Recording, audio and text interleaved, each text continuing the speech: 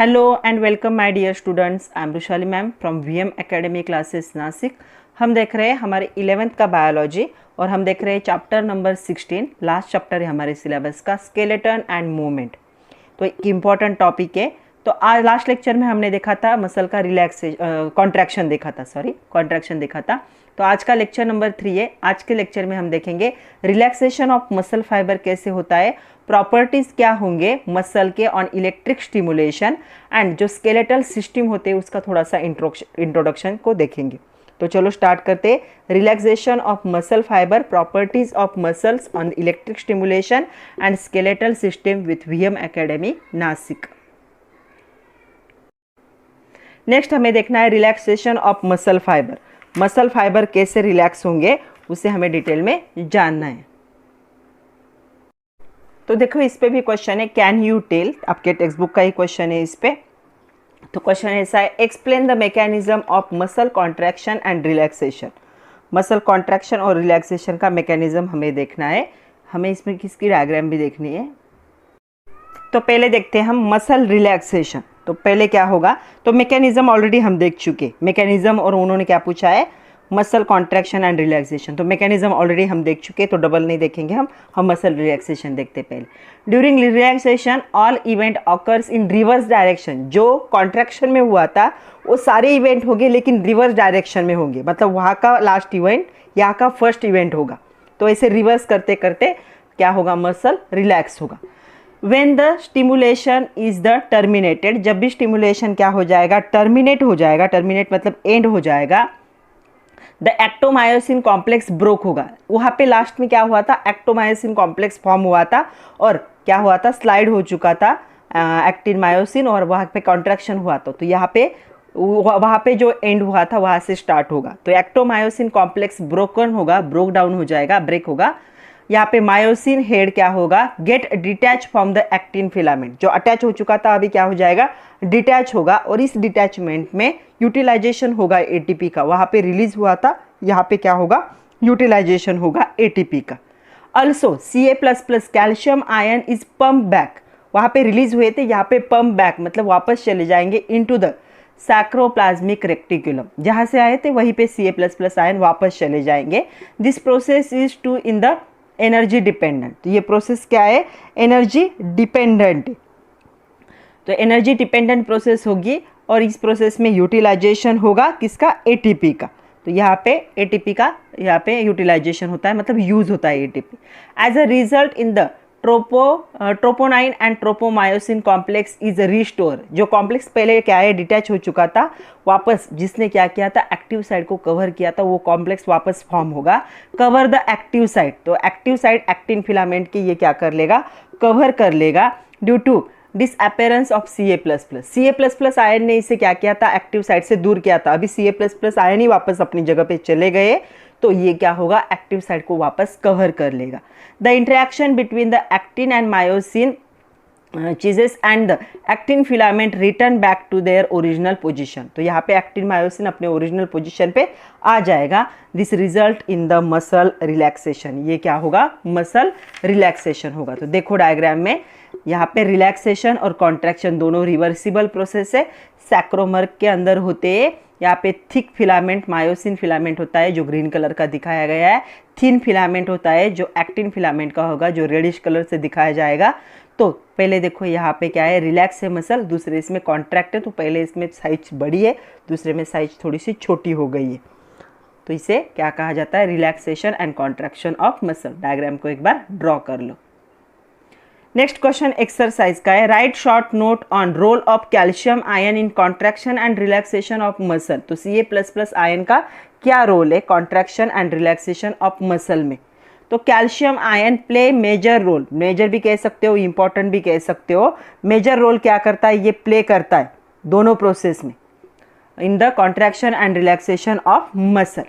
Calcium ion are release from the sarcoplasmic during muscle contraction and store in the sarcoplasmic during the muscle relaxation. तो release होगा muscle contraction में sarcoplasm से, और relaxation में वापस वहीं पे जाके स्टोर हो जाता है। Muscle contraction is trigger by the release of the calcium ion. Trigger मतलब स्टार्ट होगा in the sarcoplasm when the skeletal muscle is excited, जब भी स्केलेटल मसल एक्साइटेड हो जाते हैं, and as a action potential travel, जब action potential travel होता है along with the T tubules, transfer tubule के साथ, तो कॉन्ट्रैक्शन होता है कैल्शियम आयन, कॉन्सेंट्रेशन जो होगा कैल्शियम आयन का क्या हो जाएगा, इंक्रीज हो जाएगा. This calcium ion bind the troponin with turn undergoes the conformational change. तो यहाँ पे कन्फॉर्मेशनल चेंजेस हो जाएंगे, स्ट्रक्चर में चेंजेस आएंगे, cause the tropomyosin to move away from the myosin binding. तो मायोसिन बाइंडिंग से क्या होते हैं, ये थोड़े से दूर चले जाते हैं साइट ऑफ द एक्टिन. तो यहाँ पे जो साइट होगी एक्टिन की, वहाँ पे once the binding site are the free, जैसे ही बाइंडिंग साइट फ्री हो जाएंगे, मायोसिन हेड क्या होगा, बाइंड हो जाएगा, cross bridge and the muscle fibre contract हो जाएगा. The decrease in calcium ion concentration sarcoplasm cause the tropomyosin to slide back. तो यहाँ पे वो बैक आ जाएगा, ब्लॉक करेगा मायोसिन बाइंडिंग को, साइड को, और इसकी वजह से क्या होंगे, मसल रिलैक्स होंगे. तो मसल रिलैक्स और कॉन्ट्रैक्ट में इसका रोल है. कॉन्सेंट्रेशन बढ़ेगा तो कॉन्ट्रैक्शन होगा, इसका कैल्शियम आयन का कॉन्सेंट्रेशन अगर कम होगा तो मसल क्या होंगे, रिलैक्स होंगे. Muscle contraction and relaxation are active process, give reason. तो मसल कॉन्ट्रैक्शन एंड रिलैक्सेशन एक एक्टिव प्रोसेस है. As the during both the process energy is utilize by the hydrolysis. तो हाइड्रोलिसिस से एनर्जी मिलती है. यहाँ पे किसका हाइड्रोलिसिस होगा, एटीपी इंटू एडीपी, और यहाँ पे इनऑर्गेनिक फॉस्फेट भी इन्वॉल्व होगा. और इसे कौन सा एंजाइम कैरिड आउट करता है, उस एंजाइम का नाम होगा एटीपेज. एटीपेज एंजाइम एटीपी और एडीपी को क्या करता है, इंटर कन्वर्जन करता है इनऑर्गेनिक फॉस्फोरस के प्रेजेंस में. इसीलिए कहा जा सकता है मसल कॉन्ट्रैक्शन रिलैक्सेशन क्या है, एक्टिव प्रोसेस है, क्योंकि इसमें एनर्जी इन्वॉल्व है. चलो अभी हमें देखना है properties of the muscles on electric stimulation. Electric stimulation पे क्या प्रॉपर्टीज होंगे मसल्स के, वो हमें देखना है. तो इस पे क्वेश्चन आता है, describe the properties of muscular muscle observe on the electric stimulus. Electric stimulus पे क्या ऑब्जर्वेशन होंगे, तो प्रॉपर्टीज देखो. सिंगल मसल ट्विच हो जाएगा. तो यहाँ पे ट्विच मतलब क्या है, जो कभी कभी ऐसे लचक आ जाती है तो वो हो जाएगा. तो it is the muscle contraction, ये मसल कॉन्ट्रैक्शन है, इनिशिएट होगा by the single brief stimulation, एक सिंगल स्टिमुलेशन से होगा. It occurs in 3 stages, 3 stages में ऑकर होगा. पहला स्टेज होगा, उसे कहा जाएगा latent period of no contraction. दूसरा कॉन्ट्रैक्शन पीरियड होगा, और तीसरा क्या होगा, रिलैक्सेशन पीरियड होगा. तो ऐसे 3 स्टेज में क्या होगा, ये कैरिड आउट होगा. तो तीनों स्टेजेस से पहला होगा latent period of no contraction, पहले पीरियड में कॉन्ट्रैक्शन नहीं होगा. दूसरे में कॉन्ट्रैक्शन पीरियड होगा, और तीसरा क्या होगा, रिलैक्सेशन पीरियड. तो ऐसे 3 स्टेजेस में ये कैरिड आउट होगा. दूसरा है समेशन. समेशन पता है सब लोगों को, समेशन मतलब एक साथ क्या है, सब एक साथ जुड़ जाना.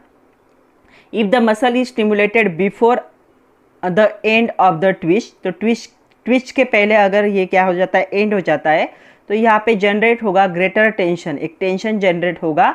तो यहाँ पे क्या होगा, समेशन होगा, addition of the effect take place. जितने भी इफेक्ट हो रहे हैं सबका एडिशन यहाँ पे हो जाएगा. रिपीटेड स्टिमुली होगी यहाँ पे, will produce increasing strength of contraction. तो यहाँ पे क्या है, कॉन्ट्रैक्शन की स्ट्रेंथ क्या होगी, इंक्रीज होगी. तो स्टेयर केस फेनोमिनॉन भी इसी से रिलेटेड है. तीसरा होता है टिटैनस. तो टिटैनस क्या होगा, देखो, stimulation of very rapid and frequent muscles does not have time to relax. तो स्टिमुलेशन होता है कंटिन्यूस क्या होंगे, मसल कॉन्ट्रैक्टिव होते रहेंगे, उनको रिलैक्स होने के लिए टाइम ही नहीं मिलेगा. It remains in the state of contraction called as the tetanus. तो इस कंडीशन को टिटैनस कहा जाता है, जब मसल कंटिन्यूस कौन से स्टेट में रहेंगे, कॉन्ट्रैक्शन, जिनको रिलैक्स के लिए टाइम ही नहीं मिलेगा. उसके बाद आता है refractory period. Immediately after the stimulus, one stimulus, muscle fiber cannot respond to another stimulus. पहले स्टिमुलस के बाद दूसरे को वो क्या करते, रिस्पॉन्ड ही नहीं करते. जो रेस्टिंग टाइम होता है, रिफ्रैक्टरी पीरियड होता है, ये अबाउट होता है 0.02 सेकंड. बहुत कम है लेकिन मसल्स के लिए सफिशिएंट. उसके बाद आता है threshold stimulus for muscle fibre to contract and the certain minimum strength और the intensity of the stimulus is required. जहाँ पे इंटेंसिटी ऑफ स्टिमुलस रिक्वायर्ड होती है, इसी को कहा जाता है थ्रेशोल्ड स्टिमुलस कहा जाता है। ओके, तो स्टिमुलस मतलब क्या है, यहाँ पे जो ये कॉन्ट्रैक्शन क्या है, नहीं होगा। ऑल और नन प्रिंसिपल, एक तो सारे नहीं तो कुछ भी नहीं, ऐसा principle. A stimulus below threshold will not result in contraction, जो स्टिमुलस होगा वो क्या है, कॉन्ट्रैक्शन में कन्वर्ट नहीं होगा अगर थ्रेशोल्ड के क्या है नीचे। Threshold stimulus will result in contraction, अगर उसके ऊपर है तो कॉन्ट्रैक्शन पॉसिबल है। This contraction leads to maximum force, ये कॉन्ट्रैक्शन मैक्सिमम फोर्स को लीड करता है। Higher stimulus will not increase the force of contraction, higher जो स्टिमुलस होगा वो फोर्स ऑफ कॉन्ट्रैक्शन को क्या है, यहाँ पे स्टिमुलस नहीं करेगा। Muscle fibre contract either fully और नॉट, एक तो क्या होगा, मसल फाइबर पूरी तरह से कॉन्ट्रैक्ट होगी, एक तो नहीं होगी, इसी को कहा जाता है ऑल और नॉन प्रिंसिपल।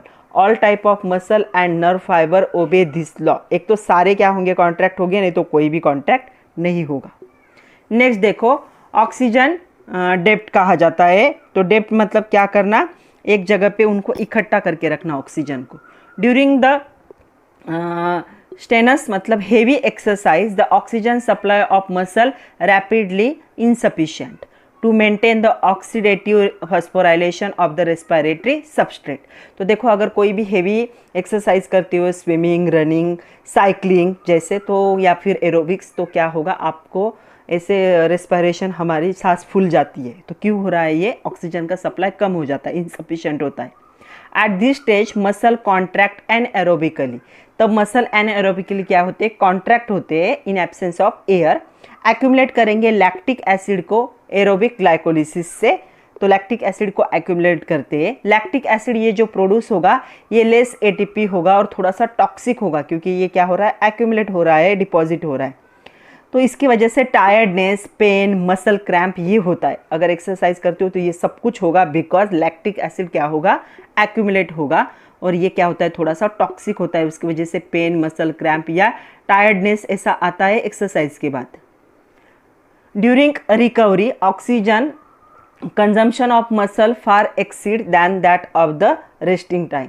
तो क्या है यहाँ पे, इस एक्यूमुलेशन की वजह से मसल क्या हो जाते हैं, एक्सीड हो जाता है यहाँ पे, जो ऑक्सीजन का एक्यूमुलेशन है वो रेस्टिंग स्टेट में भी। तो extra oxygen consume during the recovery, इसी को क्या कहा जाता है, ऑक्सीजन डेप्थ ऑफ द मसल। तो ऑक्सीजन को वो स्टोर करके रखते। नेक्स्ट क्वेश्चन है, can you tell what do you understand by muscle twitch. तो ये आपके टेक्स्ट बुक का क्वेश्चन है 197 पेज नंबर पे।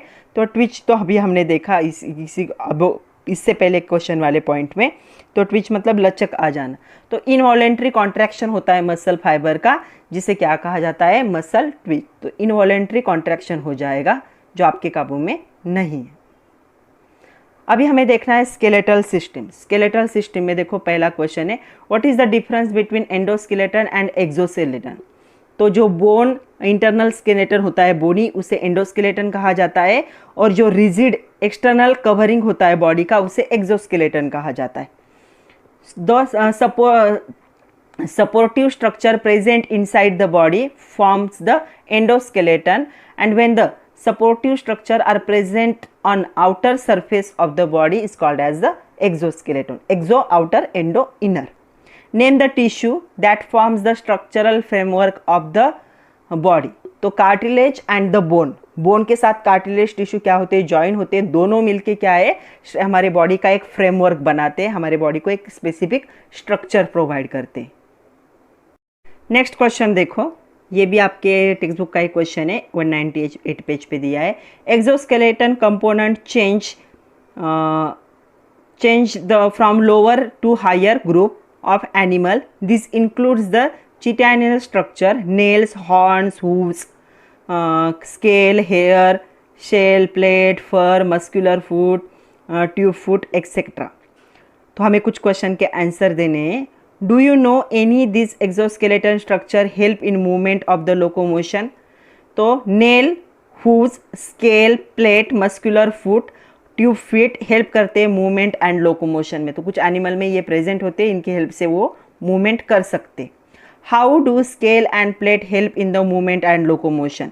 तो कैसे होंगे, स्केल एंड प्लेट जो होंगे, जैसे रेप्टाइल एनिमल होते हैं, स्नेक जैसे, प्रोवाइड करते ग्रिप तो रफ सरफेस पे भी क्या कर सकते हैं, रफ एजी सरफेस पे उनको मूवमेंट के लिए हेल्प करते।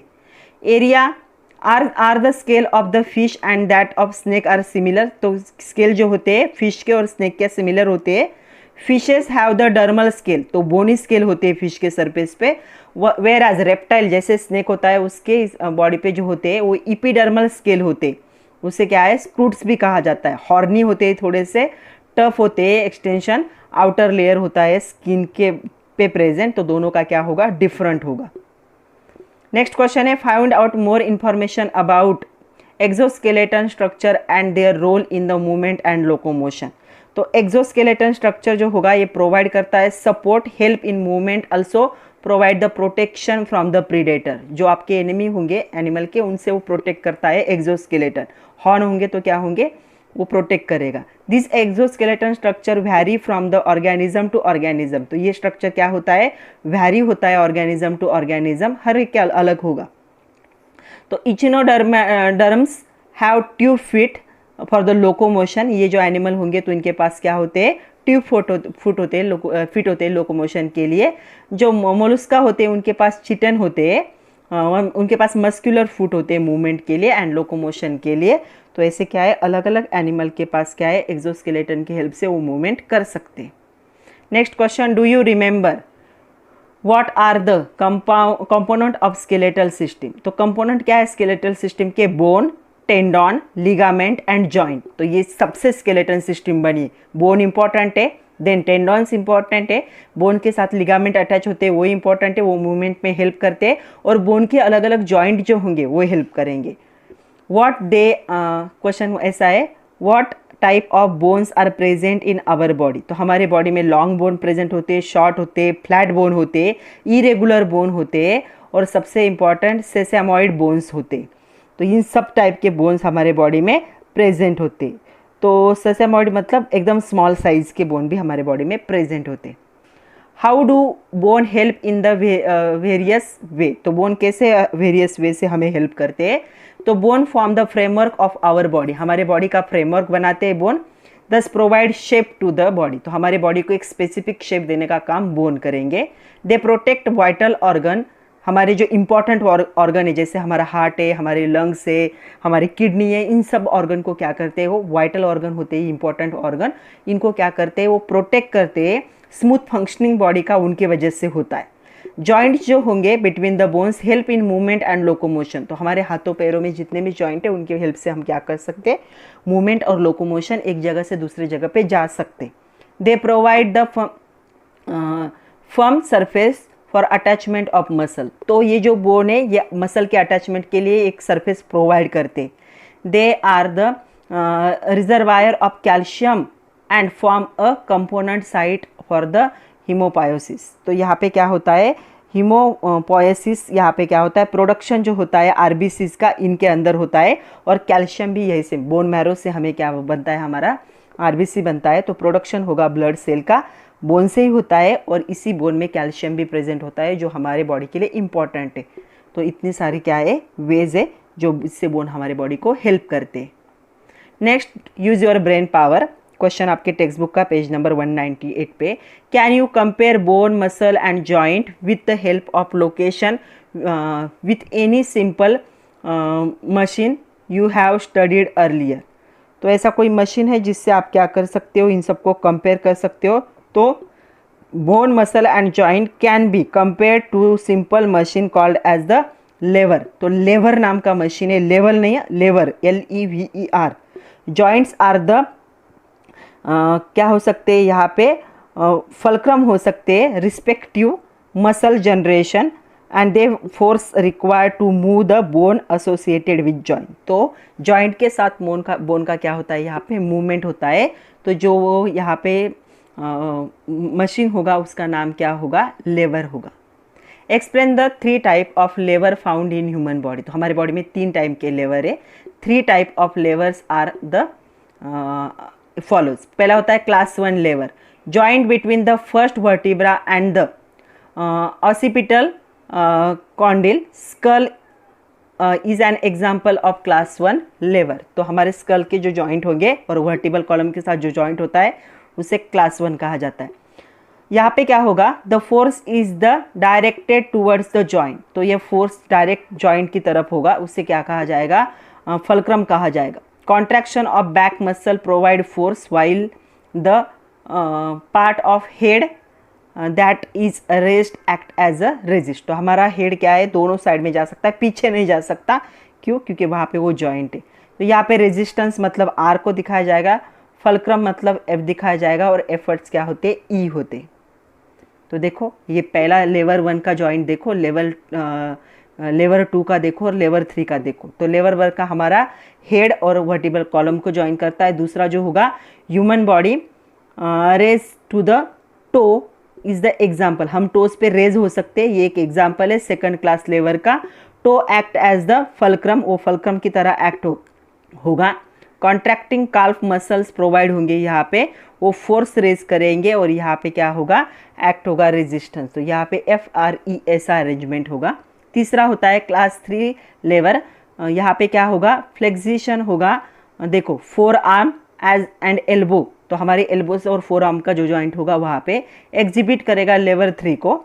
यहाँ पे एल्बो का जॉइंट होगा एक्ट एज द फल्क्रम, जो हमारा रेडियस होगा वहाँ पे जो अल्ना और रेडियस 2 टाइप के बोन प्रेजेंट होते हैं, हमें नेक्स्ट देखना है, उसे भी प्रोवाइड करेगा रेजिस्टेंस, वो रेजिस्टेंस प्रोवाइड करेगा।